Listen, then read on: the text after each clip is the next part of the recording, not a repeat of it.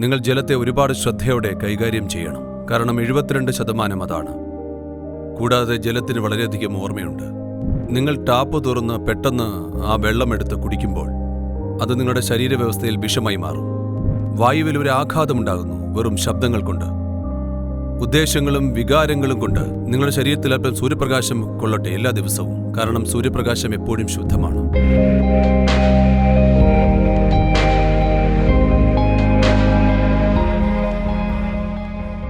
നമസ്കാരം സദ്ഗുരു. ശരീരത്തിന്റെ 70% ജലമാണെന്നും ഊർജ്ജസ്വലമായ വെള്ളം കുടിച്ചാൽ നമ്മുടെ ശരീരത്തിനും മനസ്സിനും മേൽ നമുക്ക് നിയന്ത്രണം ഉണ്ടാകുമെന്നും അന്ന് പറഞ്ഞു. നമ്മൾ കഴിക്കുന്ന ഭക്ഷണത്തിന്റെ കാര്യത്തിലും ശ്വസിക്കുന്ന വായുവിന്റെ കാര്യത്തിലും അതങ്ങനെ തന്നെയാണോ? കാരണം ഞങ്ങൾ ജീവിക്കുന്ന നഗരങ്ങളിൽ വായു മലിനമാണ്. എയർ കണ്ടീഷൻഡ് മുറികളിലാണ് ഞങ്ങൾ ജോലി ചെയ്യുന്നത്. അതുകൊണ്ട് ഈ ബോധശുദ്ധി പ്രക്രിയയെക്കുറിച്ച് അങ്ങേക്കൊന്ന് വിശദീകരിക്കാമോ? കമ്പനിയോട് നിങ്ങൾ AC ഇല്ലാതെ ജോലി ചെയ്യാൻ തയ്യാറാണെന്ന് പറഞ്ഞാൽ അവർക്ക് വളരെ സന്തോഷമായിരിക്കും. അവർക്ക് ഒരുപാട് പണം ലാഭിക്കാം. ശരിയല്ലേ? കൂടാതെ അത് പല വിധത്തിലും നിങ്ങൾക്കും നല്ലതാണ്. പക്ഷേ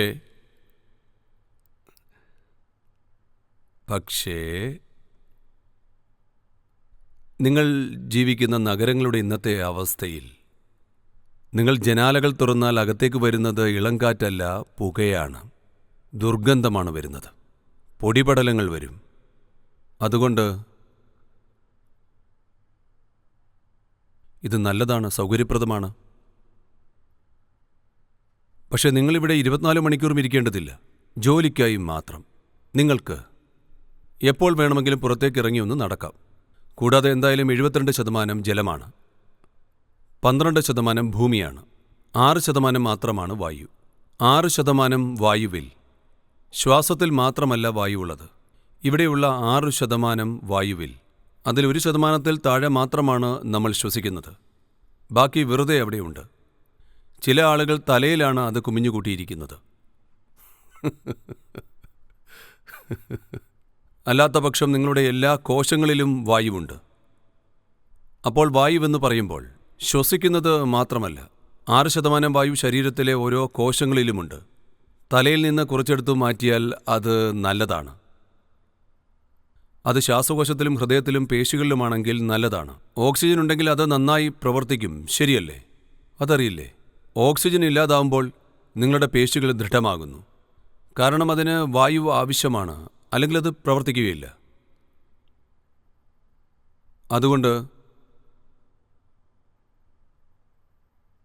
72% ജലമാണ്. അതുകൊണ്ട് ഏറ്റവും കൂടുതൽ ശ്രദ്ധ നൽകേണ്ടത് ജലത്തിനാണ്. കാരണം ഇത് 72%. നിങ്ങളൊരു പരീക്ഷ എഴുതാൻ പോവുകയാണെന്ന് കരുതുക. നോക്കൂ, അത് ഇങ്ങനെയാണ്. നിങ്ങളൊരു ഫിസിക്സ് പരീക്ഷ എഴുതാൻ പോവുകയാണ്. ജലത്തെക്കുറിച്ചും ഭൂമിയെക്കുറിച്ചുമെല്ലാം ചോദ്യങ്ങളുണ്ട്. പക്ഷേ ജലത്തെക്കുറിച്ചുള്ള ചോദ്യത്തിന് 72% മാർക്കാണ്. സ്വാഭാവികമായി നിങ്ങൾ ഏറ്റവും കൂടുതൽ പഠിക്കുന്നത് ജലത്തെക്കുറിച്ചായിരിക്കും. ജലത്തെക്കുറിച്ച് പഠിക്കും. ശരിയല്ലേ? വായു 6% മാത്രമേ ഉള്ളൂ. നിങ്ങളത് പഠിക്കാതെ വിടും. കാരണം നിങ്ങൾക്ക് 94 മാർക്ക് മതി.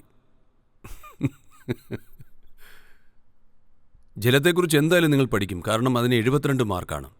ജലത്തെ നിങ്ങൾ ഒരുപാട് ശ്രദ്ധയോടെ കൈകാര്യം ചെയ്യണം. കാരണം അത് 72%. കാരണം അതിന് ഒരുപാട് ഓർമ്മയുമുണ്ട്.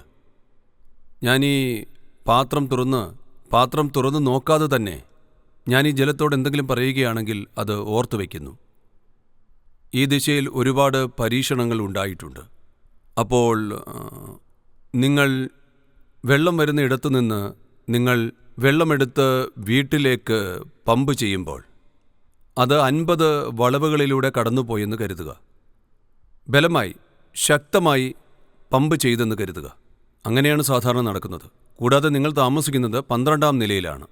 അതുകൊണ്ട് കൂടുതൽ മുകളിലേക്ക് പമ്പ് ചെയ്യുന്നു. അപ്പോൾ അവർ പറയുന്നത് വെള്ളം ഇങ്ങനെ 50 വളവുകളിലൂടെ കടന്നു പോകുമ്പോൾ 60% വെള്ളവും വിഷമായി മാറും എന്നാണ്. അപ്പോൾ പെട്ടെന്ന് ടാപ്പ് തുറന്ന് പെട്ടെന്ന് നിങ്ങളത് കുടിക്കാൻ ആരംഭിച്ചാൽ നിങ്ങളുടെ ശരീരവ്യവസ്ഥയിൽ അത് വിഷമായി മാറും. നിങ്ങളത് കയ്യിലെടുത്ത് കുറച്ചു നേരം ഇങ്ങനെ പിടിച്ചാൽ അത് വീണ്ടും പഴയതുപോലെയാകും. കാരണം രാസഘടനയിലല്ല അത് വിഷമാകുന്നത്, മറിച്ച് തന്മാത്രകളിലാണ്. തന്മാത്രയിൽ മാറ്റങ്ങളുണ്ടാകുന്നു, രസതന്ത്രത്തിൽ മാറ്റമുണ്ടാകുന്നില്ല. അതുകൊണ്ടാണ് പരമ്പരാഗതമായി നിങ്ങളുടെ മുത്തശ്ശി നിങ്ങളോട് പറഞ്ഞത്, എപ്പോഴും നിങ്ങൾ വെള്ളം ശേഖരിച്ച് ഒരു രാത്രി നല്ലതുപോലെ വൃത്തിയാക്കിയ ഒരു പാത്രത്തിൽ എടുത്തുവച്ച് അതിൽ വിഭൂതിയും കുങ്കുമവും പുരട്ടി അതിൻ്റെ മുകളിൽ ഒരു പൂവും വെക്കണമെന്ന്. ശരിയല്ലേ? പഴയ വീടുകളിൽ നാളെ രാവിലെ മാത്രമേ നിങ്ങളത് കുടിക്കാവൂ. അത് വീട്ടിനുള്ളിലേക്ക് വന്നാൽ അപ്പോൾ തന്നെ അത് കുടിക്കരുത്. കാരണം അതിൽ എല്ലാത്തരം സ്മരണകളും അടങ്ങിയിരിക്കുന്നു. പരമ്പരാഗത വീടുകളിൽ ആളുകൾ വെള്ളം സംഭരിക്കുന്ന പാത്രത്തിന് ദിവസവും പൂജ ചെയ്യുന്നു. അതെ, വെള്ളം ടാപ്പിൽ വന്നാൽ ഉടനെ ഒരിക്കലും കുടിക്കില്ല. നിങ്ങൾ എടുത്തു വയ്ക്കുന്നു, അത് പഴയതുപോലെയാകാൻ ആവശ്യത്തിന് സമയം നൽകുന്നു, അതിൽ അടിഞ്ഞു ചേർന്ന അസംബന്ധങ്ങളെല്ലാം ഇല്ലാതാക്കാൻ. അപ്പോൾ അത് നിങ്ങൾക്ക് കുടിക്കാൻ പാകത്തിന് ശുദ്ധമാകുന്നു. ജലത്തെ ശ്രദ്ധയോടെ കൈകാര്യം ചെയ്യണം. കാരണം അത് 72%. കാരണം അത് ഫസ്റ്റ് ക്ലാസ്സാണ്, ജയിക്കാവുന്നതിലും കൂടുതൽ മാർക്കാണ്. അടുത്തത് ഭക്ഷണമാണ്. കാരണം അത് ഭൂമിയാണ്. 12% മോശമല്ലാത്ത മാർക്കാണ്, അല്ലേ? ഭക്ഷണം എങ്ങനെയാണ് ഉള്ളിലേക്ക് പോകുന്നത്? ആരുടെ കൈകളിൽ നിന്നാണ് നിങ്ങൾക്കത് ലഭിക്കുന്നത്? നിങ്ങൾ എങ്ങനെയാണത് കഴിക്കുന്നത്? നിങ്ങൾ എങ്ങനെയാണ് അതിനെ സമീപിക്കുന്നത്? ഇതെല്ലാം വളരെ പ്രധാനമാണ്. അടുത്തതാണ് വായു, 6%. ആ 6%-ൽ 1%-മോ അതിൽ താഴെയോ ആണ് ശ്വാസം. ബാക്കിയുള്ളത് പല വിധത്തിൽ സംഭവിക്കുന്നു. നിങ്ങൾക്ക് കുട്ടികളുണ്ടെങ്കിൽ പ്രത്യേകിച്ച് ഇത് പ്രധാനമാണ്. മാസത്തിൽ ഒരിക്കലെങ്കിലും അവരെ പുറത്ത് എവിടെയെങ്കിലും കൊണ്ടുപോകുക. സിനിമാ ഹാളിലേക്കല്ല, വീണ്ടും എല്ലാവരുടെയും മാലിന്യം ശ്വസിക്കാനല്ല. വെറും ശബ്ദം കൊണ്ട് മാത്രം വായുവിൽ ആഘാതമുണ്ടാവുന്നു. കൂടാതെ സിനിമാ സ്ക്രീനിലെ വികാരങ്ങളും മറ്റ് അസംബന്ധങ്ങളുമെല്ലാം വായുവിനെ ബാധിക്കുന്നു. കൂടാതെ മനുഷ്യ മനസ്സിൽ പ്രതിഫലിക്കുന്ന എല്ലാ അസംബന്ധങ്ങളും, ആക്രമണങ്ങളും ലൈംഗികതയും മനുഷ്യൻ്റെ ആർത്തിയും അങ്ങനെ പല കാര്യങ്ങളും ആ സിനിമാ ഹാളിലെ ഇടുങ്ങിയ ഇടത്തിലെ വായുവിൽ വലിയ ആഘാതമുണ്ടാക്കുന്നു. അതുകൊണ്ട് സിനിമ കാണിക്കാൻ കൊണ്ടുപോകുന്നതിനു പകരം അവരെ ഒരു നദിയിലേക്ക് കൊണ്ടുപോകൂ. അവരെ നീന്താൻ പഠിപ്പിക്കൂ. അവരോടൊത്ത് മല കയറൂ. അതിന് മലകൾ എവിടെയാണ് സദ്ഗുരു? ഹിമാലയം വളരെ ദൂരെയല്ലേ? നിങ്ങളുടെ കുട്ടിക്ക് ചെറിയൊരു കുന്നുപോലും ഒരു മലയാണ്, അല്ലേ? ഒരു ചെറിയ പാറ, വെറുതെ അതിന് മുകളിലേക്ക് കയറിയിരിക്കൂ. കുട്ടികളത് ഒരുപാട് ആസ്വദിക്കും. അവർ ആരോഗ്യമുള്ളവരാകും, നിങ്ങളും ആരോഗ്യമുള്ളവരാകും. എല്ലാത്തിനുമുപരി നിങ്ങളുടെ ശരീരവും മനസ്സും വ്യത്യസ്തമായി പ്രവർത്തിക്കും. എല്ലാത്തിനുമുപരി നിങ്ങൾ സ്രഷ്ടാവിൻ്റെ സൃഷ്ടിയുമായി സമ്പർക്കത്തിലാണ്. അതാണ് ഏറ്റവും പ്രധാനപ്പെട്ട കാര്യം. നിങ്ങൾ സ്വയം ഉണ്ടാക്കുന്ന അസംബന്ധങ്ങളല്ല. അതെ, അതിപ്പോൾ നിങ്ങൾക്ക് സുഖകരമാണ്, പക്ഷെ അതല്ല എല്ലാം. അപ്പോൾ റെസ്റ്റോറൻറ്റിലേക്ക് പോകുന്നതിന് പകരം, സിനിമയ്ക്ക് പോകുന്നതിന് പകരം, അതുപോലുള്ള ഇടങ്ങളിൽ പോകുന്നതിന് പകരം മാസത്തിൽ ഒരിക്കലെങ്കിലും, അതിന് വലിയ ചിലവുമില്ല. ഒരു ചിലവുമില്ല. നിങ്ങൾക്ക് ഭക്ഷണം പാചകം ചെയ്ത് അവിടെ പോയിരുന്ന് കഴിക്കാം. എന്തായാലും കയ്യിൽ ഭക്ഷണമുണ്ട്. അതിനുവേണ്ടി പണം ചിലവാക്കേണ്ട കാര്യമൊന്നുമില്ല. അതിലും നല്ലത്, നിങ്ങൾക്ക് കാറിനോ ബസ്സിനോ പണം ചിലവാക്കാൻ താല്പര്യമില്ലെങ്കിൽ എല്ലാവരും സൈക്കിൾ ചവിട്ടൂ. ഹൈദരാബാദിൽ നിന്ന് വെറും 3-4 കിലോമീറ്റർ ദൂരത്തേക്ക് ഏതെങ്കിലും ഒരു പാറയിലിരുന്ന് സമയം ചിലവഴിക്കൂ. അല്പം വെയിൽ കൊള്ളൂ. അത് വളരെ പ്രധാനപ്പെട്ട കാര്യമാണ്. ശുദ്ധവായു, ശുദ്ധജലം, എന്നിട്ട് തിരികെ വരൂ. ഇതാണ് ഭൂതശുദ്ധി, പ്രകൃതിദത്തമായ ഭൂതശുദ്ധി. ആത്യന്തികമായ ഭൂതശുദ്ധി അല്ല ഇത്. നിങ്ങൾ ചെയ്യുന്നതും ഭൂതശുദ്ധിയാണ്. അതാണ് ഞാൻ പറഞ്ഞുകൊണ്ടിരുന്നത്. നിങ്ങൾ ഭക്ഷണവും വെള്ളവും ശ്രദ്ധിച്ചാൽ വായു എപ്പോഴും നമ്മുടെ നിയന്ത്രണത്തിലല്ല. നിങ്ങൾ സിറ്റിയിലാണ് ജീവിക്കുന്നത്, പക്ഷേ വെള്ളവും ഭക്ഷണവും നിങ്ങൾക്ക് ശ്രദ്ധിക്കാം. കൂടാതെ നിങ്ങൾക്കുള്ളിൽ ഏതുതരം അഗ്നിയാണ് ജ്വലിക്കുന്നത് അതും നിങ്ങൾക്ക് നിയന്ത്രിക്കാം.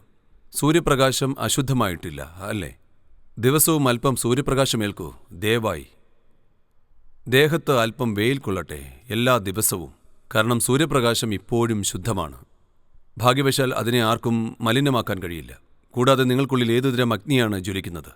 അത് അത്യാഗ്രഹത്തിൻ്റെ അഗ്നിയാണോ, വെറുപ്പിൻ്റെ അഗ്നിയാണോ, കോപത്തിൻ്റെ അഗ്നിയാണോ, ദേഷ്യത്തിൻ്റെ അഗ്നിയാണോ, സ്നേഹത്തിൻ്റെ അഗ്നിയാണോ, അനുകമ്പയുടെ അഗ്നിയാണോ?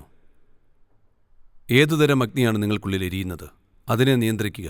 പിന്നെ നിങ്ങൾ ശാരീരികവും മാനസികവുമായ ക്ഷേമത്തെക്കുറിച്ച് വ്യാകുലപ്പെടേണ്ടതില്ല. അത് സംഭവിച്ചുകൊള്ളും.